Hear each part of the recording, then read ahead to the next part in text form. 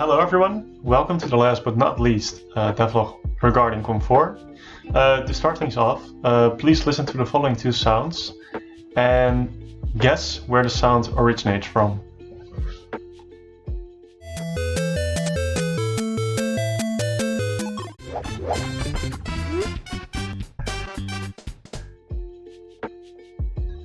Have you made your guesses? The first one belongs to Tetris, a game released in 1984. The game for the second sound released in 1996, which was Super Mario 64. This is to give you an interpretation on the importance of sounds in games.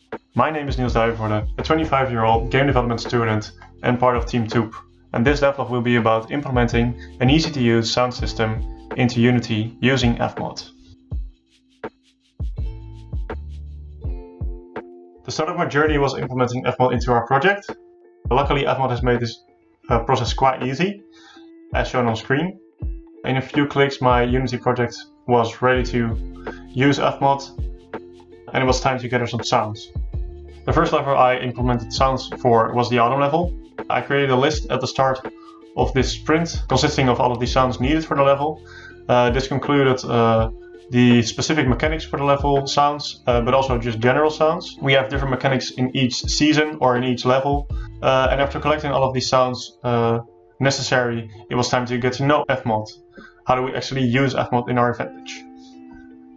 The relationship between me and Fmod is a love-hate relationship. I really like the tool and I like the simplicity of it, but it can be a pain as well. The functionality Fmod provided is easy to use and easy to implement, but whenever you want something more specific, it's quite a hassle to deal with. I started with implementing the background music, and that was quite easy. It's just an event created in Fmod Studio linked to the actual sound. It just plays the sound, and you can place an object in Unity with the Fmod provided component, and you can start the event at a different condition. This is how the event for the background music of Autumn looks like. It's basically just a plain sound imported into Fmod Studio. You might notice the two labels in the logic track. This basically means whenever the sound reaches this point, it'll jump back to this point. So whenever I open the transition, I made the transition so that one sound fades out and the other sound fades in. In this occasion, both sounds are the same sound. So basically the sound repeats smoothly. In Unity, we can now call this event whenever it's placed on an object. So I created a sound object underneath of the player object, which is called BGM, which stands for background music. And on this game object, I added the Fmod provided component, which is Fmod Studio event emitter, and it basically starts the event whenever the game starts. You're able to tell whenever I start the game, the sound will also play, and it will loop just like how we set it up in Fmod Studio.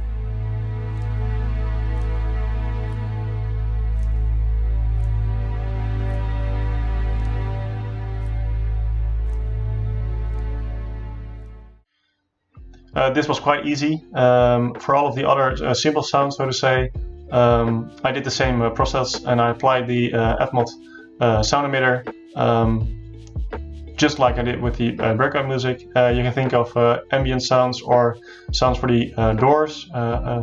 We have an aura around the doors where it's supposed to be magical, and that was very easy to set up. So now you might ask yourself, why was Fmod such a hassle for me? Well, we also have quite complex mechanics in our seasons or our levels, which needed a more complex sound. So if you look at the walking mechanism, in Autumn you have three types of surfaces you can walk on, and based on the surface the sound has to change. So let's take a look at the event I set up in Fmod Studio and the code I wrote to make the event function properly. So to start off, let's look at the actual walking event I created for the player. I created a folder inside the general because the player is present in multiple levels, obviously. I created an event which is based out of sub-events. So I used a reference sound event to make the sound actually functional. If you take a look at what a sub-sound looks like, it contains multiple sounds, and this is to create a form of randomness. So whenever you walk, you don't always hear the same footstep. So let's take a look at how this actually works. As you can see, the sound contains multiple sounds. You can see them over here, and whenever it's done playing, it picks a random other sound to play the next time, and the percentages are the same, so every sound has the same chance. And this is what it sounds like. This sounds way more realistic than just the same sound over and over and over again. And I did the same for all of the other surfaces. So let's take a look at the actual event. Why was it so complicated to set up? I created a parameter to change the type of surface inside of FMod Studio. And all I had to do to make that work was add a parameter sheet and import the subsounds into that. And whenever we play this event, only the correct type of sounds gets played. As you can see, there are multiple surfaces present in this event. So based on the selected parameter, the correct sound will be played, and I can show you that. So now we have selected grass, and the grass sound plays. Whenever I skip to the next sound, wood will play, and so for every single sound. This took a long time to set up because I was very unfamiliar with the entire potential FMod gave me, and this also required a bit of code instead of just adding a component to an object. Let's dive into that. To start off, I created a parent class, which is basically, I took some inspiration out of the FMod component they provided, and I created my own version of it. So we have our reference to the actual event that we just made in FMod Studio.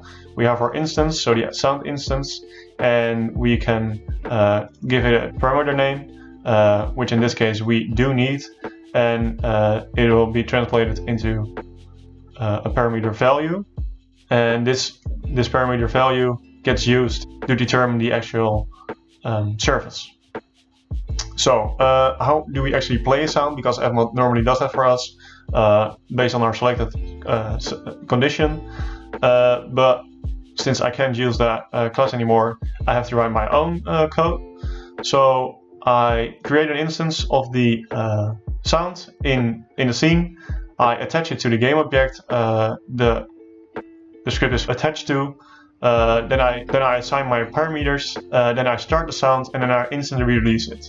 This class just creates a sound on a location attached to a game object, and you can set the parameter, it instantly starts, and then it instantly releases as well.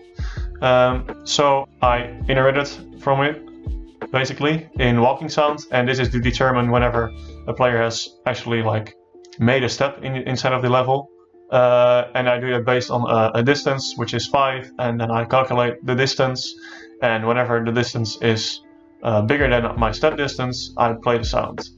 And that's basically it. And then I update the previous position to make the function be able to call again, basically. But you still might ask yourself, where do we actually change the parameter? Because that's the most important part of this entire feature. So let's check it out in Unity. I created 3 surfaces: leaves, grass, and wood. And I also added an homemade class called surface detection. And inside of here we have our walking sound reference. Then I made an enum, which consists out of the types of surfaces. I made one serialize so we can actually assign it, and whenever my player collides with the surface, it'll change the parameter of the walking sound class. So let's check out what the result of that is. Whenever I walk over the grass surface, you can hear the grass sound playing. Whenever I move over towards the leaf section, you can hear the sound changing, and whenever I move back, it also changes, and whenever I walk over wood, it also changes. So for the autumn level, we also have a leaf blower, and I made a sound very similar to the walking sound to make the mechanic functional. It looks like this, and it also consists out of sub-sounds, but you can see that the structure is a bit more complex. If you notice the logic tracks, there's way more transitions and transitions area than in just the walking sound. And something I experiment with in this as well is adding a AHDSR volume, which basically fades in the sound, and whenever it starts, and it fades out very smoothly at the end, which is ideal. And if we take a look at the actual event, it's similar to the walking event, where it has a parameter, and based on the mode, basically it switches to the correct state. Let me show you. So currently it's in blowing mode, and because of the HDSR, the sound fades out and then the other sound fades in automatically. So we're in blowing right now, and as you can see, the loop has already started because that's part of the sub sound. And same is happening over at sucking. Whenever sucking is active, the loop gets activated as well, just like as in blowing. And whenever we switch it to turning off, it turns the machine off. But the most important thing to notice is that this event always keeps on playing because it has an off mode. And that's why I needed to write new code. And I gave you a preview in the walking attempt where the code was already visible, but I didn't discuss it yet. So if you take a look in the fmod parent, I created 3 other methods, which is called create instance, change parameter, and keep play sound. This is because of the leaf blower. It needs to keep on playing, so we can't destroy it. We can't instantly release it like we were doing with the footsteps. We need to keep it actually active. So we create the instance once instead of every time. Then we set up the event basically. So just like before, we attach the parameter to it, and then we keep on playing the sound. So we only start it. And how do we actually switch from states? Well, we do it based on input. So again, I created key codes to detect the input for the actual leaf blower. Then I created a gun state, which has 3 stages: blowing, sucking, and turning off. And then I also added a current state. So in the start, I create the instance, the method that I just showed you in the parent class, because again, this inherits from fmod parent. Then I only start it once, so it starts whenever we start the game. And based on the input, it changes the state of the current state. And after that, it will change the parameter, so the correct sounds will get triggered and automatically fade in and fade out smoothly. And this is what it will look like in Unity. In this test scene, I actually don't have a leaf blower model, but the left click and the right click do work. So if we just stand over here and stand still, and I press left click, the blowing will start playing. Whenever I release it, it will turn off.